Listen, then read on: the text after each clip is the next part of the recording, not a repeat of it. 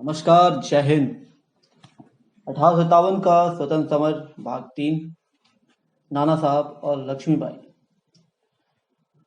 महाराष्ट्र की पुण्य भूमि में माथेरान के गिर शिखर के गौरव और उस गिर शिखर की तलहटी में हरी चादर से शोभित भूमि के गौरव में से किसका वर्णन अधिक किया जाए, इसका निर्णय करना असंभव।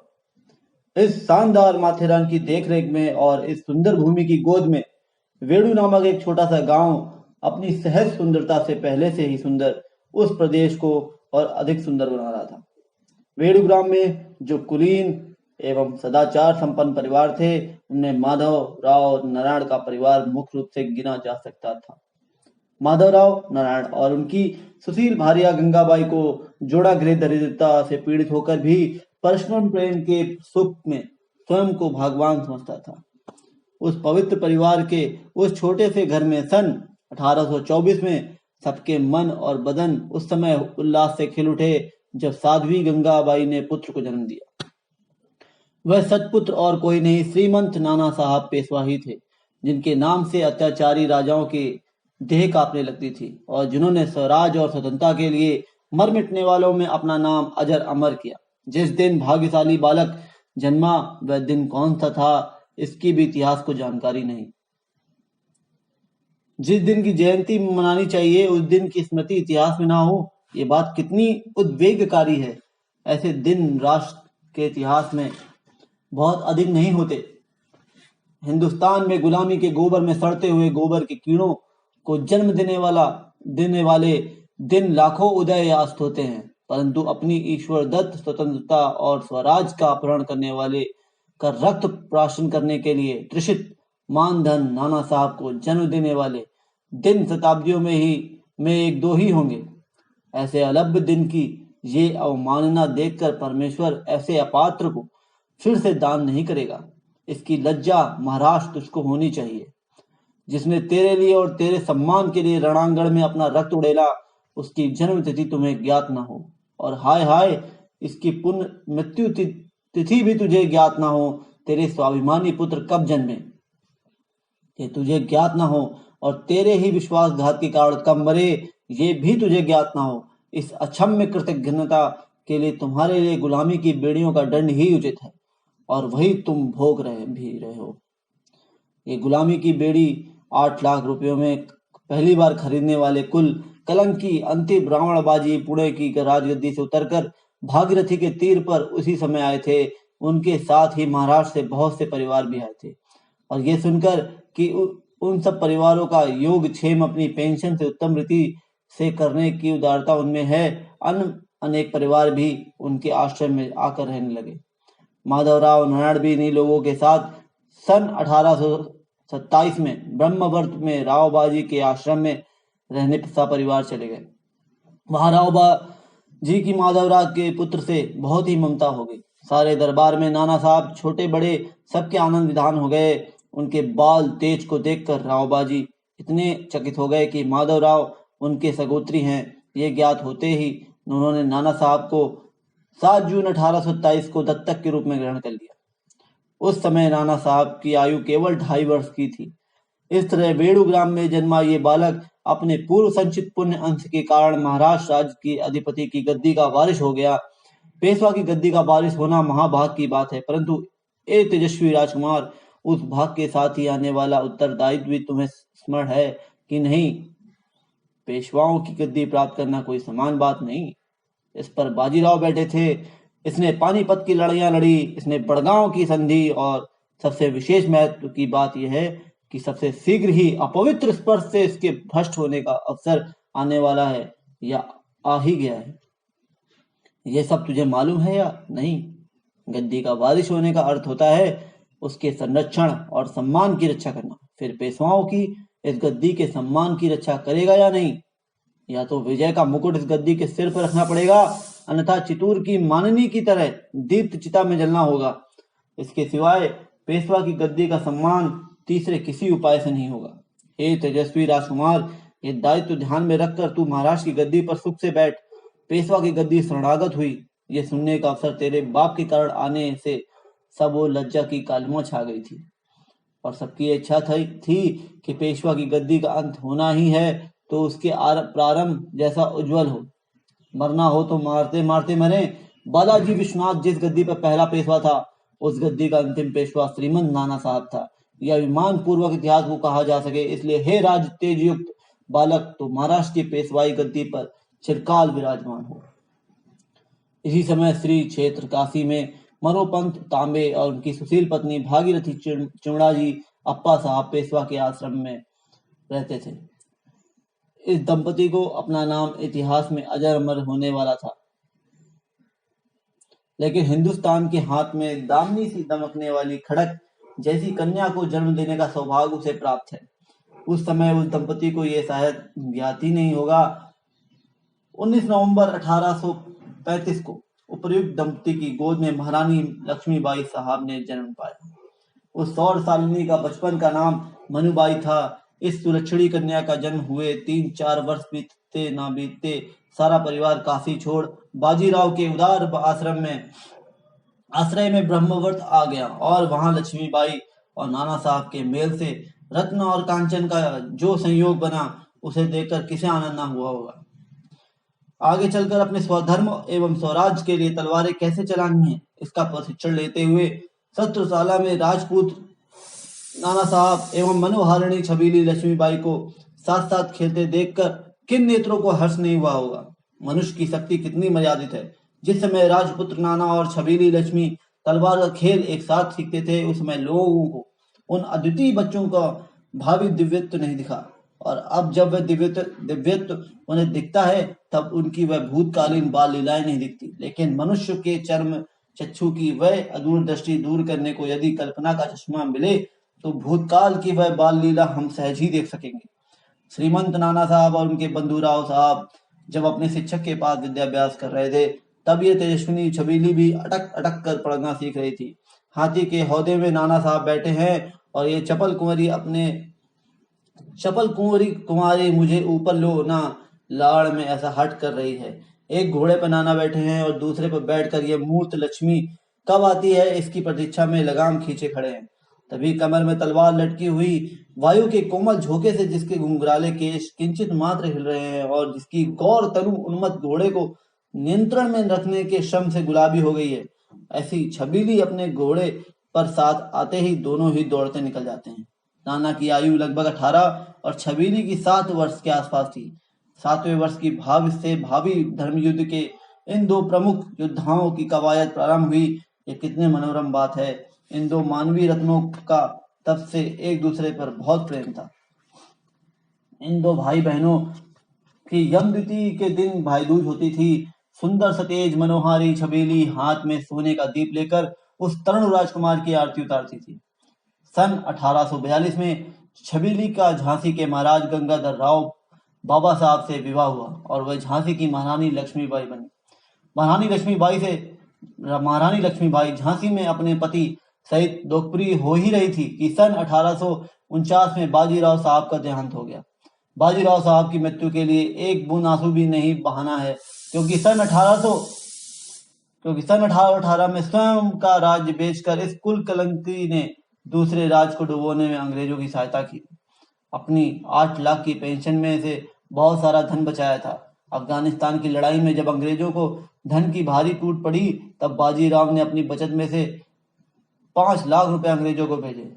फिर आगे जब पंजाब में सिख राष्ट्र से अंग्रेजों की लड़ाई शुरू हुई, तब ब्रह्मवर्त का मराठा मंडल सिखों से मिलकर अंग्रेजों के विरुद्ध उठेगा ऐसा दिखने लगा, परंतु तभी इस बाजी ने उसे बेरंग कर दिया। उसने शिवाजी के इस पेशवा ने अपनी गांठ का व्यय करके 1000 पैदल और 1000 घुड़सवार अंग्रेजों की सहायता के लिए भेज दिए। इस बाजीराव के पास स्वयं का शनिवार बाड़ा बचाने के लिए सेना नहीं थी, पर सिखों का बाड़ा अंग्रेजों को सौंपने के लिए भरपूर सेना थी।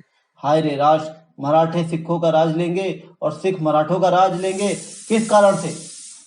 इसलिए कि दोनों की छाती पर अंग्रेज नाच सके। ऐसा बाजीराव मरा, इसके लिए मृत्यु का भार ही माना जाए।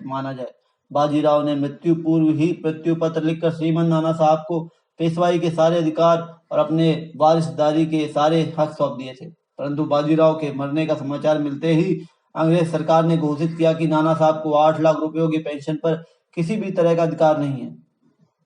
अंग्रेज सरकार का यह निर्णय सुनकर नाना को कैसा लगा होगा। उनके हृदय में चल रही बेचैनी का कुछ प्रतिबिंब उनके द्वारा स्वयं लिखवाए गए पत्र में प्रतिबिंबित हुआ है। वह पूछते हैं, हमारे विख्यात राजवंश से आपका ये कृपण व्यवहार पूरी तरह से अन्यायपूर्ण है। हमारा विस्तृत राज और राज्य शासन जब आपको श्रीमंत बाजीराव से प्राप्त हुआ, तब वह ऐसे समझौते पर प्राप्त हुआ कि आप उसके मूल के रूप में 8 लाख रुपए प्रति वर्ष देंगे।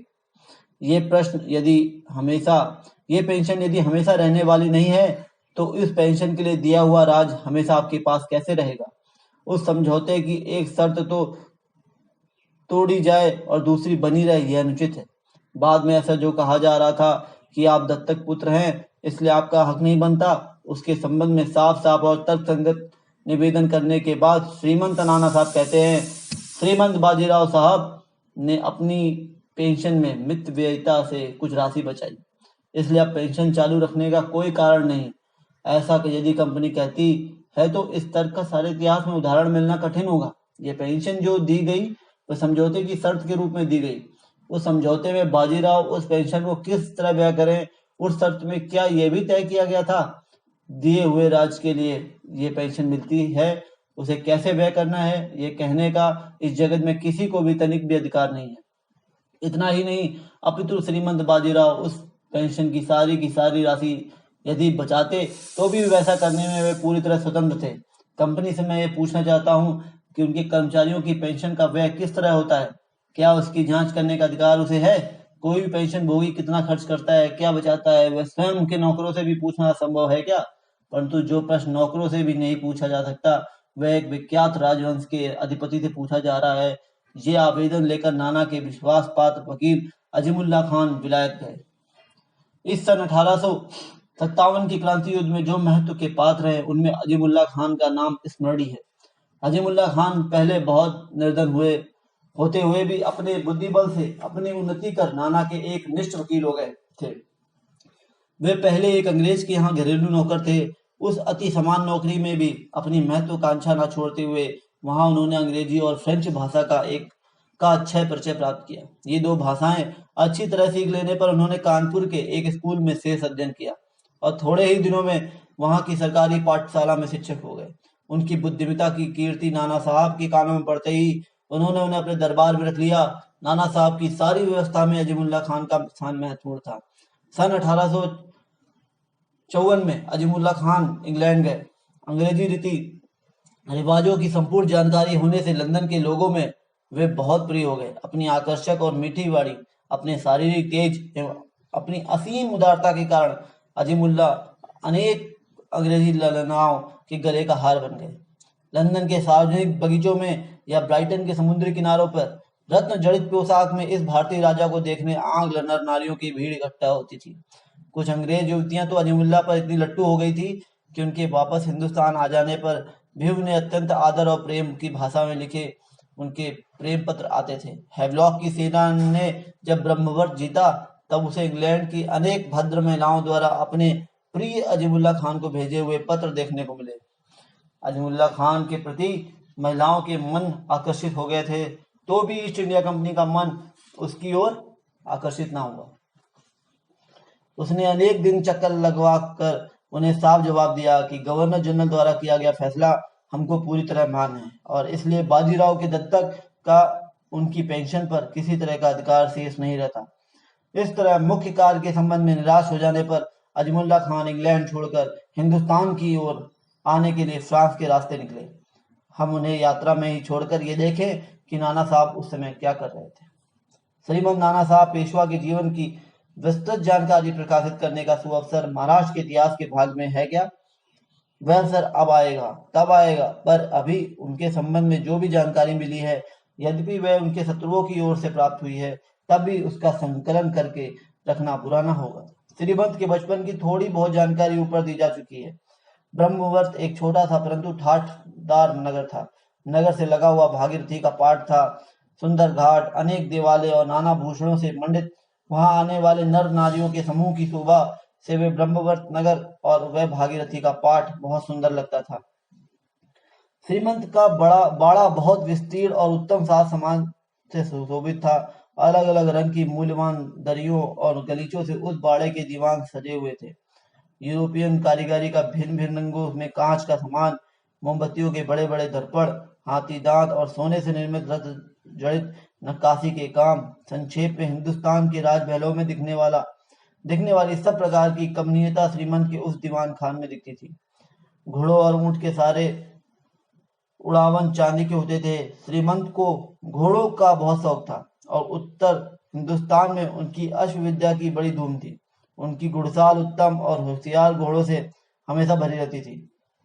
अलग अलग जाति के हिरन, शिकारी कुत्ते, सांबर, ऊंट एवं हिंदुस्तान के सब तरह के जानवर पालने में उनकी बहुत रुचि थी। परंतु इन सब वस्तुओं की तुलना में श्रीमंत का शस्त्रागार बहुत उत्तम था। उसमें अलग अलग तरह के शस्त्र, तेज धार वाली तलवारें, एकदम नई बंदूकें और सब तरह की तोपें बहुत थी। श्रीमंत स्वभाव से स्वाभिमानी थे। हम एक बड़े राजवंश के अंगीभूत हैं और इस महान और प्रथित वंश के को सोहे ऐसा जीवन जी सके तो जीना है, अन्यथा पूरी तरह नाम से सो जाना ही अच्छा है। यह उनका निश्चय था। अपने अभिजात और कुल की महानता का उनके द्वारा भेजे गए आवेदन में बार बार स्वाभिमान उल्लेख हुआ है। मराठों के विस्तृत साम्राज्य का अधिपति होते हुए भी पेंशन के लिए दूसरों के दरवाजे पर निवेदन करने की मजबूरी का उनको बहुत दुख होता था। संभावितस्य चाकीर्ति मृणादिते रच्यते के अनुसार अकीर्ति की अपेक्षा मृत्यु का आलिंगन करने वालों में से वे थे। उनका स्वभाव राजा जैसा उदार और सूरों जैसा स्वाभिमानी था। कभी कभी कानपुर की सेना के यूरोपीय अधिकारियों को वे पार्टियां देते थे, परंतु उनके निमंत्रण को वे कभी स्वीकार नहीं करते थे, क्योंकि उनकी पात्रता के अनुसार तोपों को सलामी देना कंपनी को स्वीकार न था। वे अपने प्रदेश के लोगों से बहुत स्नेह करते थे। उनका स्वभाव गंभीर और रहन सहन बहुत सादा था। किसी तरह के दुर्व्यसन का उन्हें रत्ती भर भी शौक नहीं था। उनका कई बार निरीक्षण कर चुके एक सज्जन लिखते हैं, मैंने जब उन्हें देखा उस समय उनकी आयु लगभग 28 वर्ष होगी, पर वे 40 के आसपास के दिखते थे। शरीर उनका स्थूल था, चेहरा गोल, आंखें उग्र, पानीदार और चंचल, घटक आदि सामान्य स्पेनिश लोग जैसा गोरा रंग और बातचीत कुल मिलाकर आनंदी और कुछ विनोदी थी। दरबार में वे किन खाबी पोशाक पहनकर बैठते थे। उनके शरीर पर पहने अलंकार और उनके सिर के अत्यंत मूल्यवान मुकुट को देख यूरोपियन महिलाएं ललचा जाती थी। ऐसा ट्रेवेलियन लिखता है कि नाना का व्यवहार भी इस भव्यता का शोभा देने योग, उदार और दयालु था। वे स्वयं की प्रजा पर कृपा करते थे, इसमें तो कोई आश्चर्य ही नहीं, परंतु जिन्होंने उनसे बेईमानी कर उनके जीवन का सत्यानाश किया, उन अंग्रेजों पर भी वे हमेशा कृपा करते रहते थे। कितने ही अंग्रेज युवा दंपतियों को हवाखोरी करने की इच्छा होने पर महाराज की बग्गी उनके लिए भेज दी जाती थी। कितने ही अवसरों पर महाराज के घर अंग्रेज अधिकारी तथा अन्य लोग अपनी मैडमों के साथ बुलाए जाते और उत्तम साले, मूल्यवान मोती, रत्न आदि वस्तुएं उनको उपहार स्वरूप दी जाती। व्यक्ति के लिए द्वेष उनकी उदार आत्मा को कलुषित नहीं करता था। ये इससे अच्छी तरह सिद्ध होता है। राष्ट्रयुग में जिनकी देह के टुकड़े टुकड़े करना है, उन्हीं प्रतिस्पर्धियों को अन्य अवसरों पर उपकृत करना, ये वीरता की उच्च कल्पना हिंदुस्तान के काव्य और इतिहास में हर क्षण दृष्टिगोचर होती आई है। राजपूत वीर अपने कट्टर शत्रु से भी युद्ध अवसर को छोड़ ऐसी ही उदारता से व्यवहार करते थे। श्रीमंत नाना अपनी उदारता के कारण उस समय के अंग्रेजों के बहुत प्यारे हो गए थे। ये बात ध्यान में रखनी चाहिए।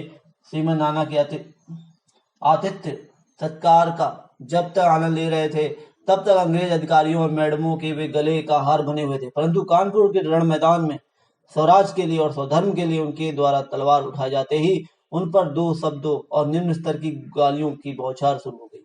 ऐसे इन कोतवाल को डांटने वाले कृतज्ञ चोरों से ही हिंदुस्तान में अंग्रेजी इतिहास भरा है। श्रीमंत नाना साहब एक विद्याचार संपन्न व्यक्ति थे। उन्हें विश्व की राजनीति में बहुत रुचि थी और उसके लिए वे बहुत से प्रमुख अंग्रेजी पत्र खरीदते थे।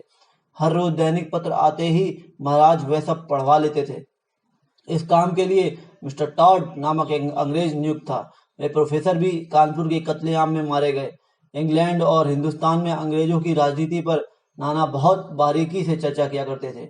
अवध के राज के संबंध में वे उसी अंग्रेज व्यक्ति से बहस किया करते थे।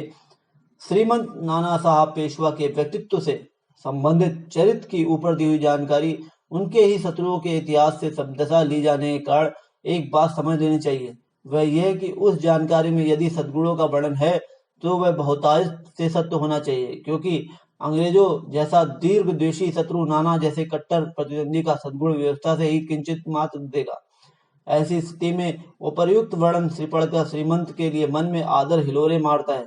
और जिस वंश का बालाजी विश्वनाथ से उद्गम हुआ है, उस रण विख्यात भट्ट वंश के इस अंतिम पेशवा की वह गोरी और भव्य मूर्ति मस्तक पर रत्न जड़ित मुकुट लकदक कर रहा है।